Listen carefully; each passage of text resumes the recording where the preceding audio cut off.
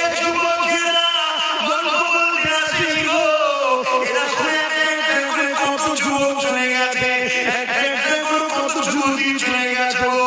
তোমার যৌবনটাকে আল্লাহর বিরুদ্ধে লাগাও না গো, তোমার এই ক্ষমতাটাকে রাসূলের বিরুদ্ধে লাগাও না গো, তোমার এই ক্ষমতাটাকে বিপ্লবের পক্ষে লাগাও না গো, তোমার এই ক্ষমতাটাকে আল্লাহর ঘরের বিরোধিতাদের পক্ষে লাগাও না গো।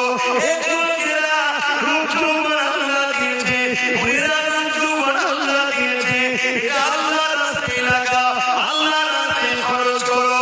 কারণ এই যৌবন বেশিদিন নয়, আবার তুমি বার্ধক্য হয়ে যাবে।